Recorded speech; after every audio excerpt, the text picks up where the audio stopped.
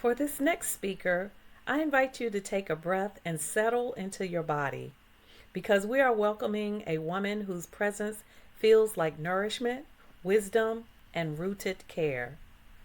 Claudia Hines is a birth guardian doula, a prenatal yoga instructor, and a Master Gardner, a combination that beautifully reflects how she supports life from seed to bloom.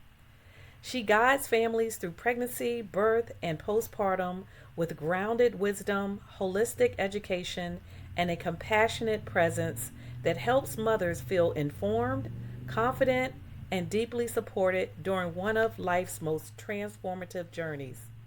What makes Claudia extraordinary is the way she blends evidence based support with nurturing, sustainable practices. Her work is rooted in community care and honoring the rhythms of nature and intending to mothers the way a gardener tends to the earth, with patience, intuition, and reverence. Her presence is calming, her knowledge is expansive, and her commitment to empowering women is a gift to every family she touches. It is my honor to introduce a woman who cultivates healing, confidence, and sacred support in every space she enters. Claudia Hines.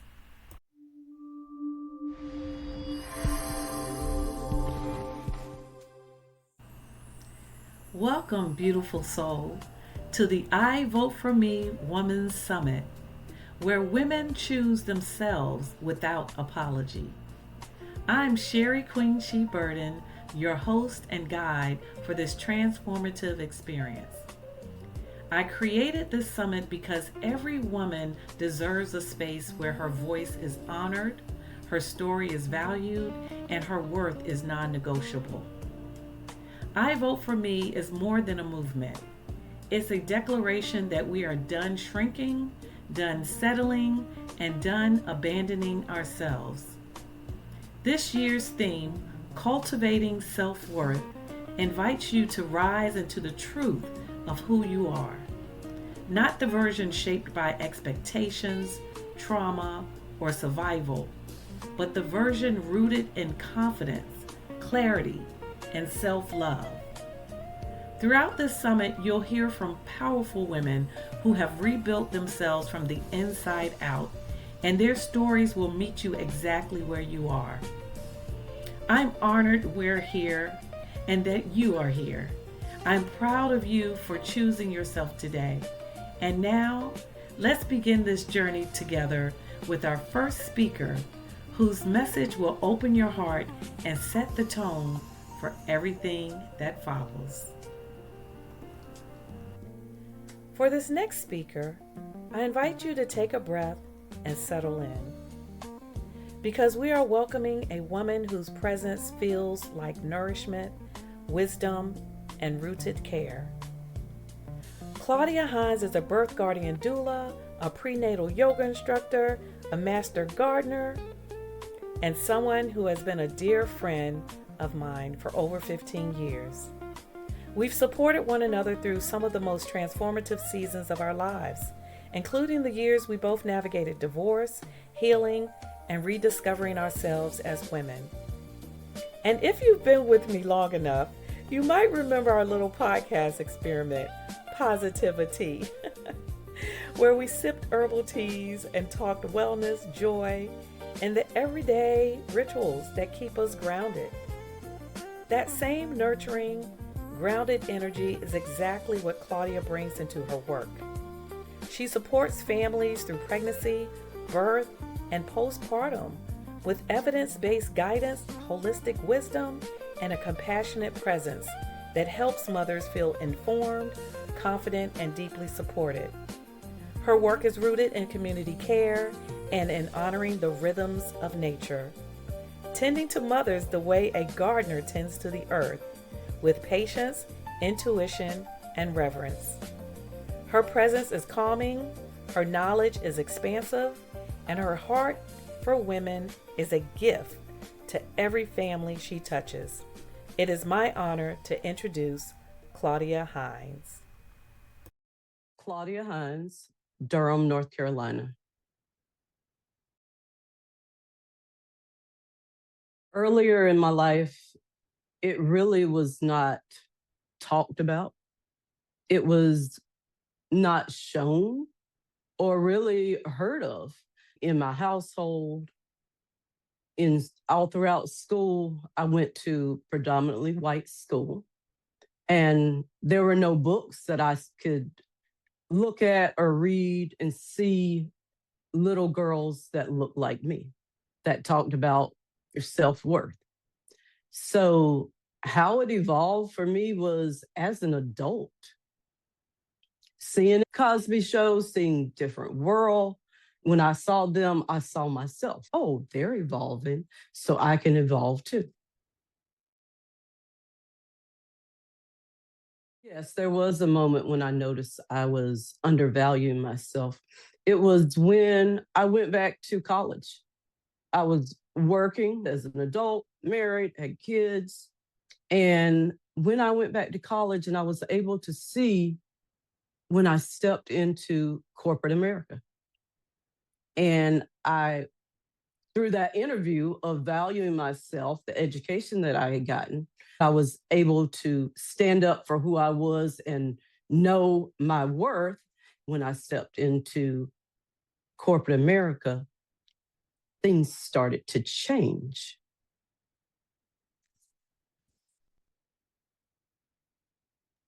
And what shifted for me was when I realized that being a people pleaser was not it. It was causing more harm than it was helping me because I was pleasing them and forgetting about myself. So when I learned that, oh, okay, I'm not benefiting. That's when it shifted. When I learned that it's benefiting the other person, not myself. I had to release being quiet, that thing of not being heard, just to be a woman, to stay in a woman's place. But a woman, being a woman, that means that's my superpower. So I use my voice more. That's what it was about when I started to stand up for myself and use my voice. The belief was I'm supposed to be small behind the scenes because that's all I saw. That's all I knew in my household, like my mother being behind the scenes. I didn't have any other role models. So that was pretty much my belief in a shell right there, is being in the box, being small. Some habits that I had to let go of was taking everything so personal and then allowing it to just fester inside instead of processing it or working through it.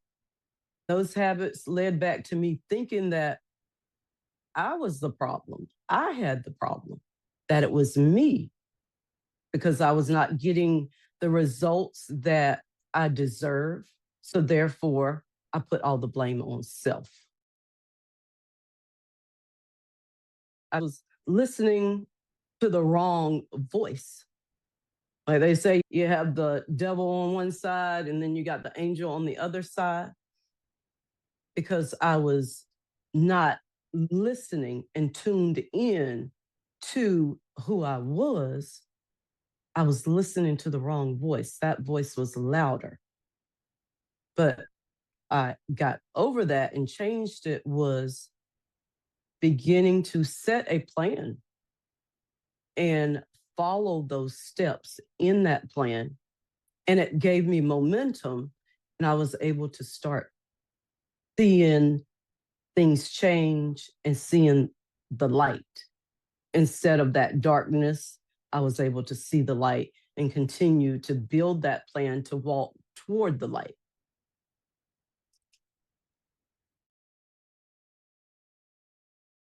When I looked in the mirror, I was working, I was a mother, a wife, working in corporate America, had the house, the dogs, the cars. On the outside, it looked well. It looked great. But when I looked in that mirror, and what did the reflection, I couldn't see anything. I was looking, but looked right through myself. Why? Because I had lost myself. I was there, like I just mentioned. I was a mother. I was a wife. I was working in corporate America, had the job, had the house. But then what was left for me? Who was I outside of all those things? And that's when it changed for me.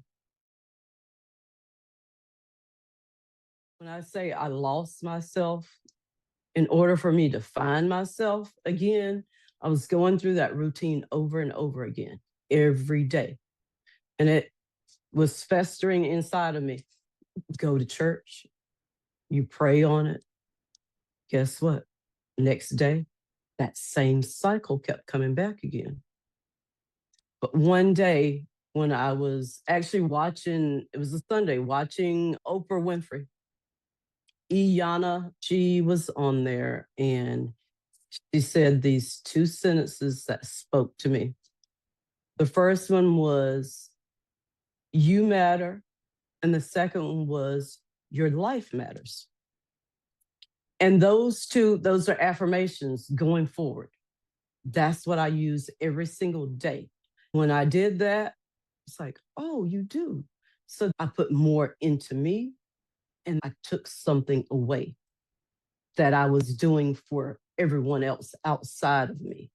So for everything that I took away, I added to myself. Society paints the picture that women are lower value. Men are supposed to be the leaders. Women are actually multipliers. That's who we are. And we are creators as well. Our voice matters. Beside every man, where a lot of things, the women were in household. A lot of households were all women. They're taking care of their households and working, and we're doing all the things, but we were not getting credit because we didn't hold offices. We couldn't be the boss, as you want to say, of the company. But when, like me, started going back to school, our voices started to being heard. We became more educated. I can speak for myself and other women that I know. When we were able to show our worth and stand up, then we demanded it. We showed not just our education, we presented ourselves and showed up being our true, authentic selves. Then we won, we won.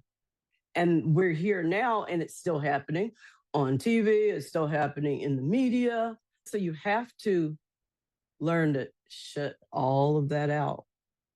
Be yourself and walk in your light of who you are. To believe in yourself and to never, ever, no matter what, never, ever give up on you.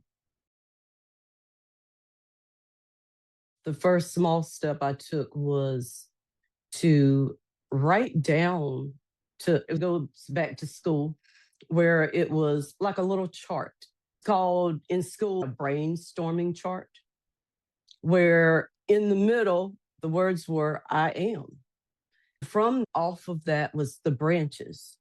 Every single day, I would add something to that branch of I am. And I am beautiful. I am loving the things. And I was speaking affirmations into myself.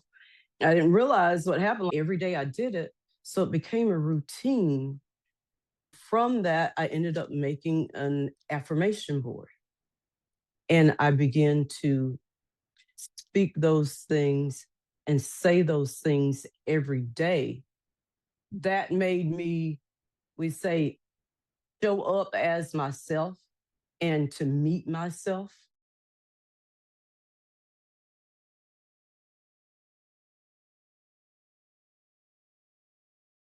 I started believing in those affirmations because I was saying them every day. I would see them, and seeing those affirmations and saying them, then that showed me the things that I got through, the things that I made it through. I made it through the tears. I made it through the shame. I made it through the pain. So that was like the window of I am.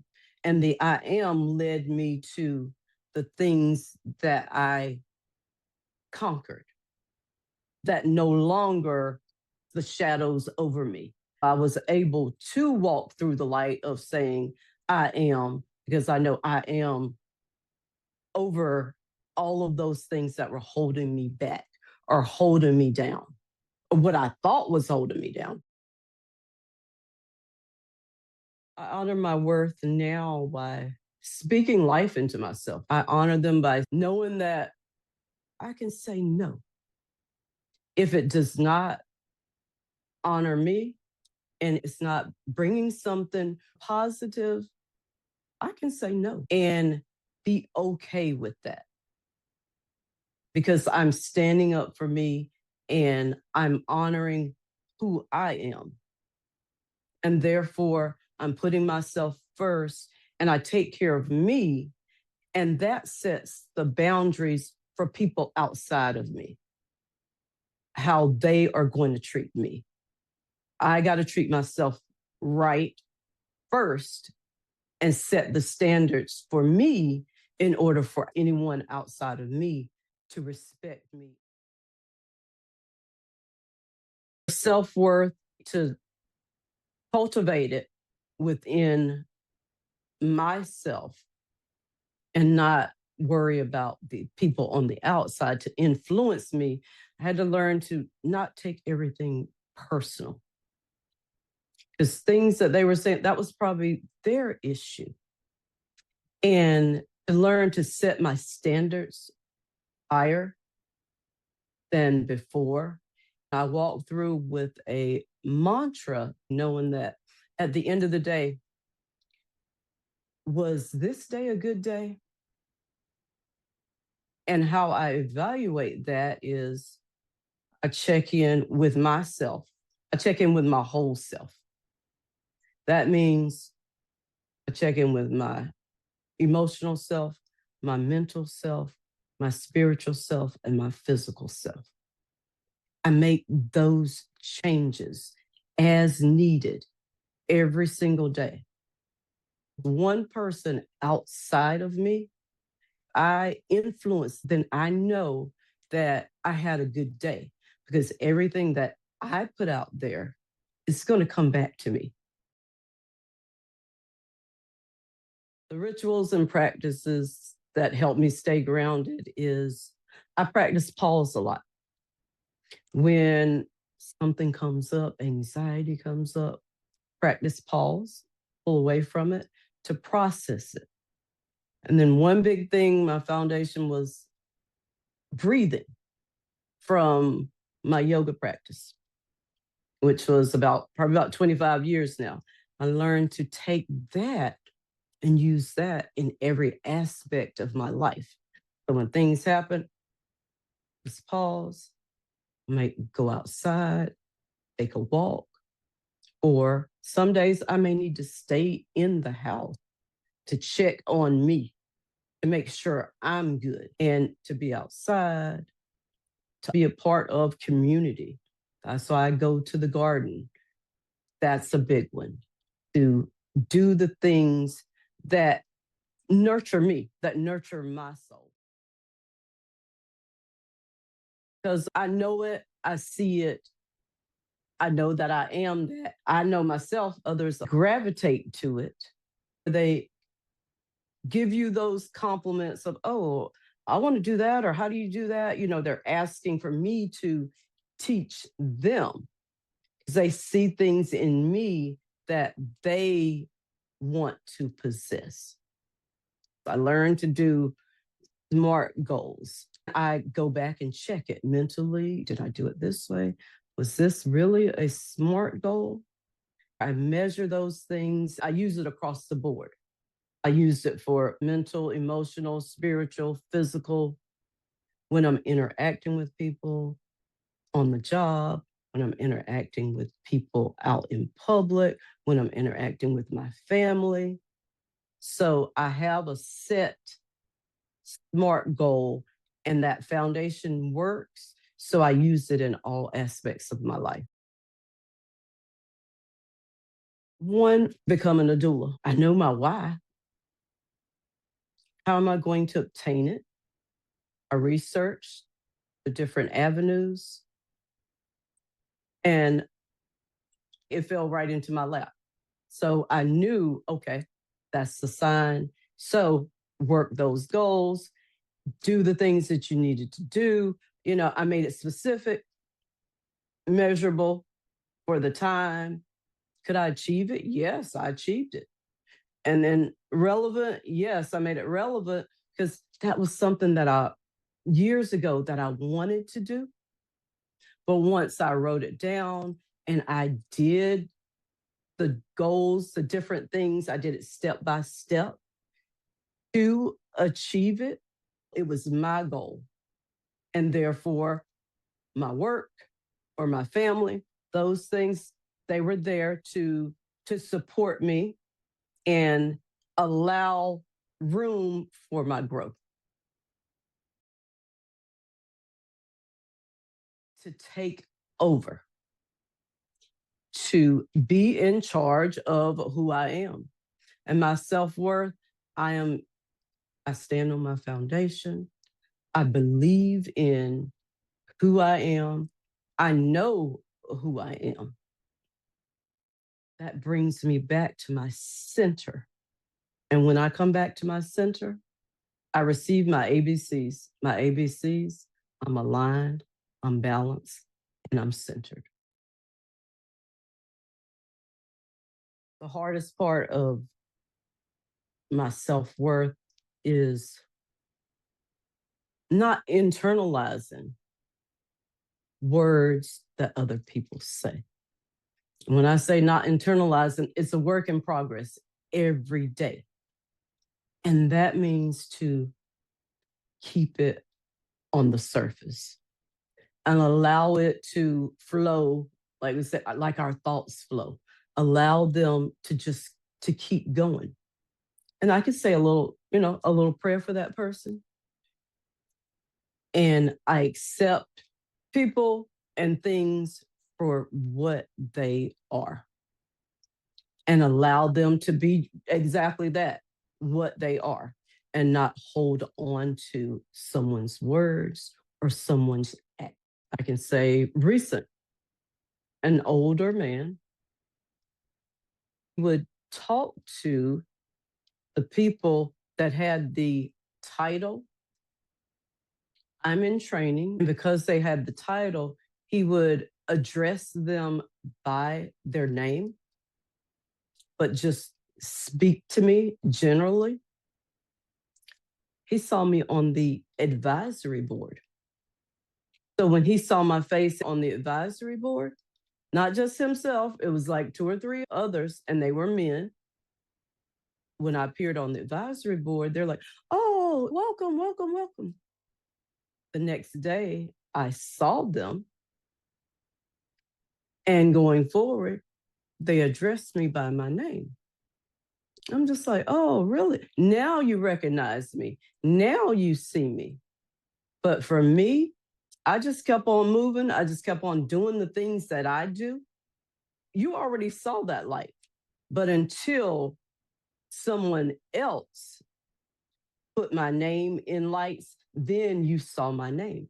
But I did not internalize that because I knew my worth and I stood on my foundation.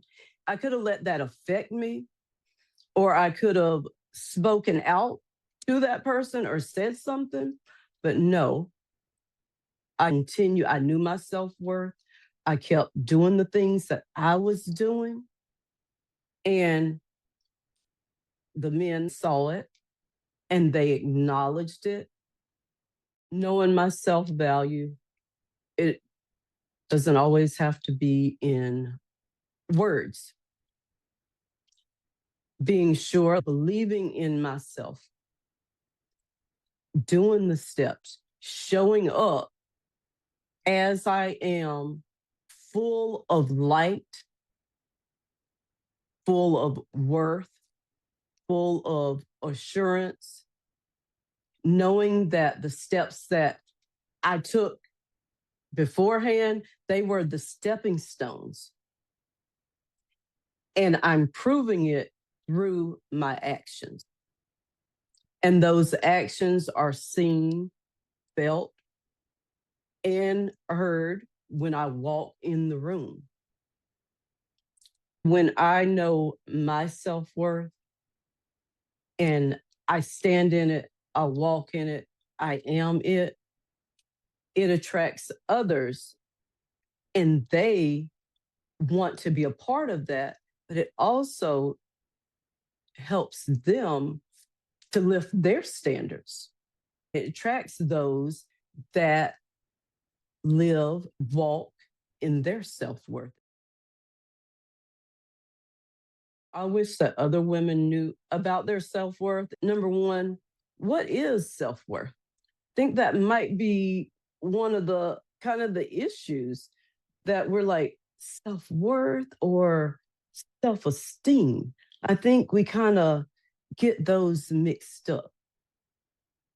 Where, self-worth, you're undervaluing yourself, you're allowing that battle, that struggle of the inside versus the outside, and you don't know how to show up as your worth of who you are.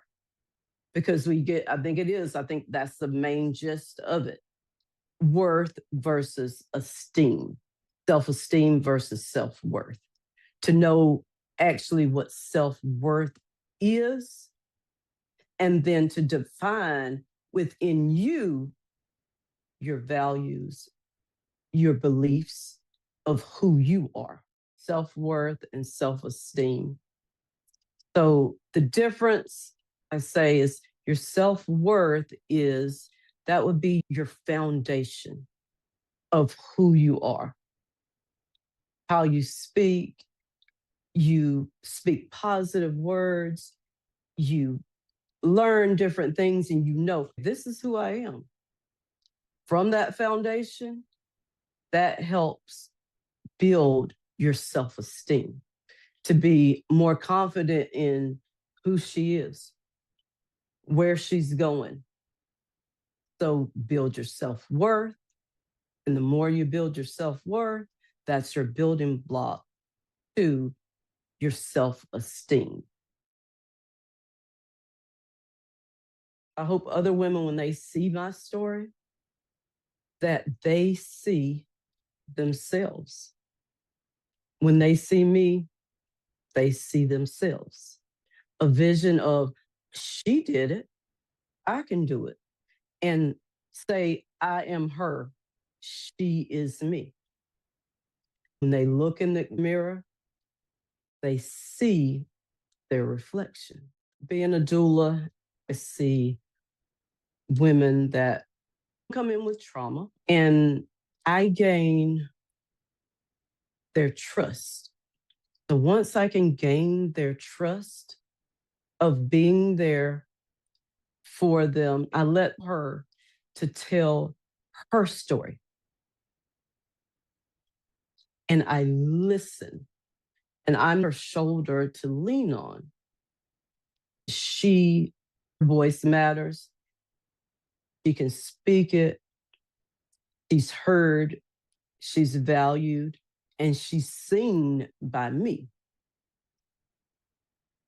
That's one of the biggest things for us. We want conversation. And we want someone to listen to us and give us some feedback. So for me, I'm there a whole space. I walk beside her and with her.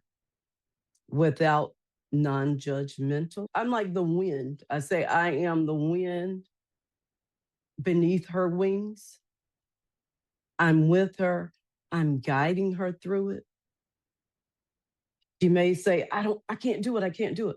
But then I'm that gust of wind that holds her, that lifts her. I'm her support, and she's doing it. And she does it with my support.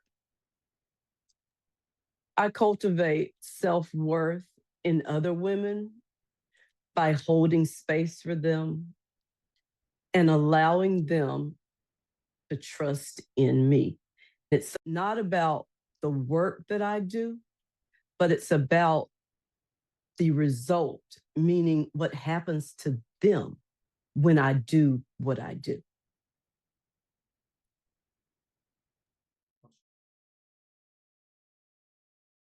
After hearing my message today, I hope that women will take an action of going to the mirror and looking at her reflection.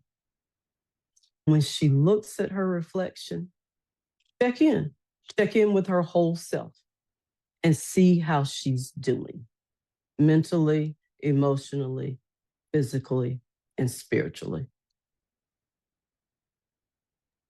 Another daily habit that I do is to check in with myself. I schedule time, meaning on my watch or my phone, twice a day. I have it at 9 a.m. and then I have it at 9 p.m. My watch reminds me to stop and check in with myself. The beginning of the day, how am I doing? And then at the end of the day. And it becomes a routine. I no longer have to rely on the watch, but I do not stop it. I let it do its thing because it reminds me to check in with myself within that 24-hour period twice during the day. So that's something that I suggest that you do. Schedule some time for you. And it could only be like twice a day, 5 minutes. That's all it takes.